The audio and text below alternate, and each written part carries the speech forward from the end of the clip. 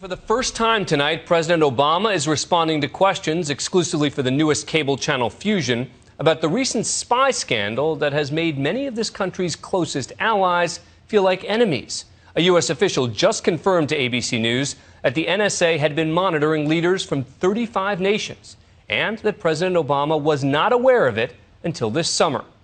In an exclusive interview, Fusion's White House correspondent and a member of our ABC team, Jim Avila, caught up with the president to ask some hard questions on a tough day. You have to suspect that if he could have, President Obama would have preferred to cancel his interview today. After all, in any presidency, there are days of hope and promise. So help me God. Congratulations, Mr. President. And days of transcendent triumph. The United States has conducted an operation that killed Osama bin Laden, the leader of al-Qaeda. And then there are days like today. Headlines about out-of-control spying. The White House under fire right now, given all these revelations. And now sources confirm it was happening apparently without the president's knowledge. And there's Obamacare, the website in disarray. And of course the other legacy program, immigration reform, now stalled in partisan politics. This was probably not the day President Obama would have chosen to speak one-on-one with ABC's new partner, Fusion. Good to see you. Good to see you, Mr. President. Congratulations on the new venture.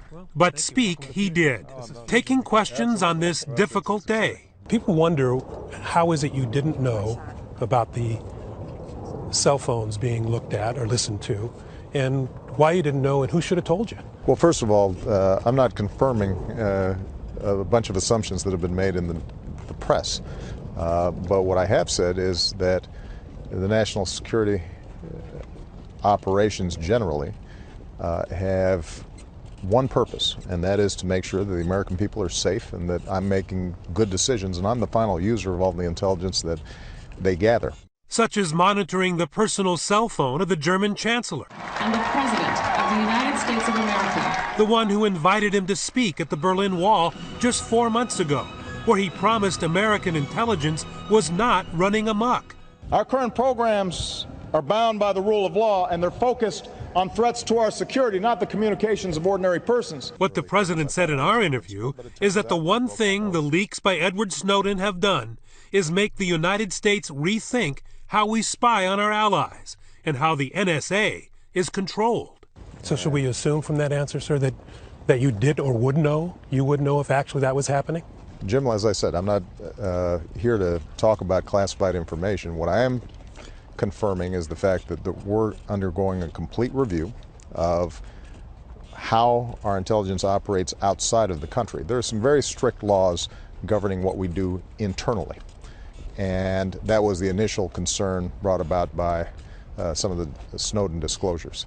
Right. Internationally, there are less constraints on how our intelligence teams operate, but what I've said, and I said actually even before the Snowden leaks, is that it's important for us to make sure that as technology develops and expands and the capacity for intelligence gathering becomes a lot greater, that we make sure that we're doing things in the right way and that are reflective of our values. Questions also emerged this past week about how much the president knew about the troubled website that was America's portal to Obamacare, the website that came online and then offline.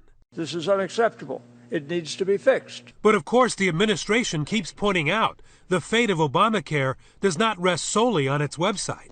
In today's Fusion interview, the president responded to the possibility that not enough healthy young people will sign up. What's in it for the young people? Are they just the people who are going to finance the older generation in their medical problems? Well, this is pretty straightforward.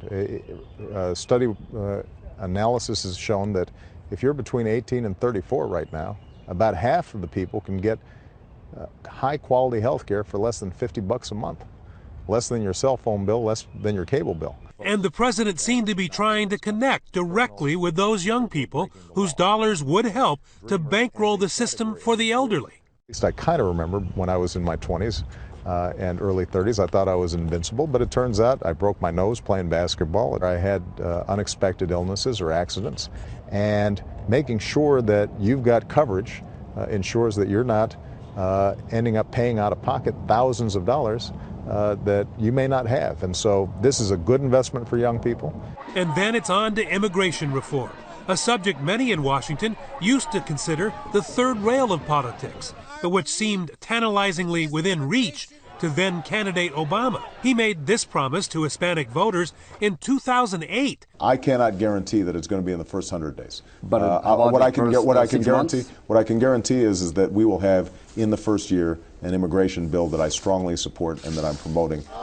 Now in his second term, President Obama has yet to fulfill that promise. Immigration reform has taken a lot longer than anybody thought, and now President Obama is in the 5th year of his presidency. It's still not been dealt with. He used his political capital on other things. His ability to convince Congress to do this is vastly diminished. He did embrace the DREAM Act, a path to citizenship for the children of undocumented parents, but did not promise to protect those parents. We've got an immigration system that is broken. That's why my top priority has been, let's make sure that we comprehensively reform the whole system. Let's fix the legal immigration system so that we're not pushing people into an illegal process.